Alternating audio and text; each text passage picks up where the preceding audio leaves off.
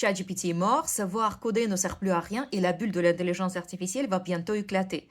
On entend tout ça depuis quelques semaines, et probablement le contraire aussi. Pas facile de rester calme face à toutes ces annonces. Et honnêtement, c'est normal, ce n'est pas un manque d'intelligence, ce n'est pas parce que vous n'avez pas suivi assez de formations ou lu assez d'articles, c'est parce qu'il y a beaucoup de bruit autour de l'intelligence artificielle. Actuellement, personne ne maîtrise tout, même les experts. Alors voici 3 choses importantes à garder en tête. La première, courir après chaque nouveauté, ça épuise. Et ça n'apprend rien. Chaque semaine, un nouvel outil arrive et chaque semaine, un nouvel outil est mort. Si vous essayez de suivre tout ça, vous allez passer votre temps à courir sans jamais vraiment avancer. Mais la bonne nouvelle, vous n'avez pas à tout suivre.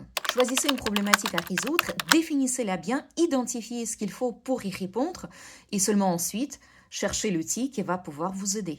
La deuxième, ce qui dure, ce n'est pas vraiment les outils, mais la compréhension. La compréhension par la pratique.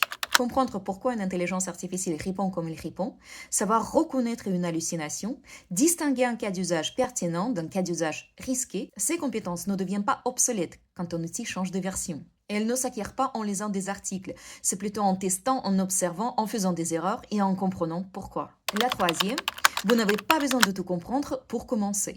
Beaucoup de gens attendent d'avoir une version complète avant de se lancer. Mais cette version complète n'existe pas, même pour les experts. Ce dont vous avez besoin, c'est d'un premier pas concret. Choisissez votre problématique, choisissez votre outil et construisez quelque chose de petit avec ça. Et observez ce qui se passe. C'est en faisant qu'on apprend vraiment, pas en regardant les autres faire. À partir de ce premier pas, tout s'enchaîne différemment. Vous passez de spectateur à acteur. Et c'est ça, apprendre à parler IA.